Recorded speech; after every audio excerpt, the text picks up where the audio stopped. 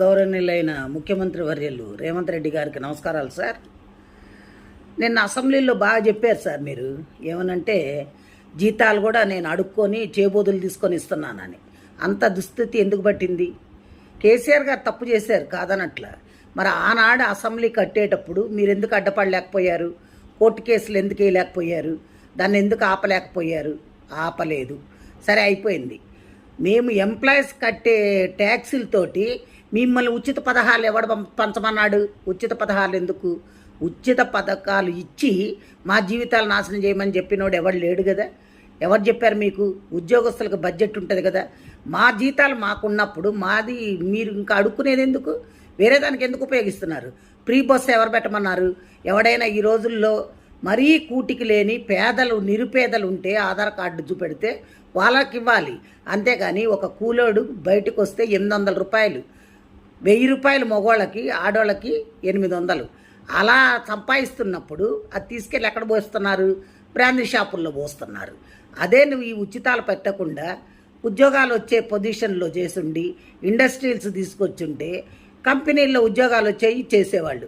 అసలు ఇవన్నీ ఎందుకండి? 150 మంది మీరు ఎమ్మెల్యేలు ఎమ్మెల్సీలు అందరూ ఉన్నారు కదా, మీ జీతాలు బంద్ చేసేయండి. మీకు జీతాలు ఎందుకు? 10 కార్లు ఎందుకు? మీ సొంత పైసలు పెట్టుకొని వాడుకోండి. కోట్లు పెట్టందే మీరు ఎమ్మెల్యేలు కావట్లా. అలాంటప్పుడు మీకు అన్ని వసతులు కావాలి, 1వ తారీఖు జీతాలు కావాలి, మీరు ఫండ్స్ కావాలి, మెడికల్ బిల్స్ కావాలి, అన్నీ కావాలి. ప్లెయిన్లో ఊరికనే తిరగాలి, ఇవన్నీ కావాలి. ఇవన్నీ ఎక్కడి నుంచి వచ్చినాయండి? ప్రజల సొమ్మండి, మేము కట్టే ట్యాక్సులు అండి. మా ట్యాక్సుల పైసలు మిమ్మల్ని ఉచితాలుగా వాడుకోమని చెప్పినోడు ఎవడు? ఏ రాజ్యాంగంలో రాసిందో చెప్పండి.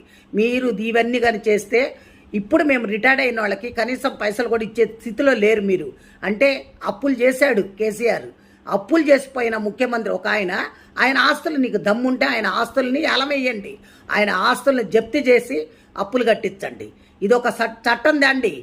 స్టేట్ కానీ సెంట్రల్ కానీ మీ ఇష్టం వచ్చినట్టు వాడుకొని మాకు ఉచితాలు ఇస్తున్నాం, మీకు ఉచితాలు ఇస్తున్నాం అని చెప్తున్నారు. ఉచితాలు ఎవరికి ఇస్తున్నారు? ఉచితాల పేర్లతోటి మీ కార్యకర్తలకి దోసి పెట్టుకుంటున్నారు. అంతేగాని మీరు ఎవరికి ఏం చెయ్యట్లా, న్యాయం జరగట్లే అక్కడ. కాబట్టి దయచేసి మీరు ఇంకోసారి ఈ పిచ్చి సలహాలు ఇవ్వకుండా ఇప్పుడు ఎవరికైతే క్లాస్ 4th ఎంప్లాయీస్ కూడా జీపీఎఫ్ పై పెట్టుకుంటే బిల్లులు ఇచ్చే స్థితిలో లేకుండా అయిపోయారంటే ఏమనుకుంటున్నారు? ముందు అర్జెంటుగా మా బిల్లులు మాకు పాస్ చేయండి. రిటైర్డ్ అయిన వాళ్ళకి మర్యాదపూర్వకంగా డబ్బులు ఇచ్చి పంపించండి. అది పద్ధతి. అందరు తిరగబడితే మటుకు ఊరుకునేది లేదు సార్. ఇది మంచిగా ఉండదు కూడా.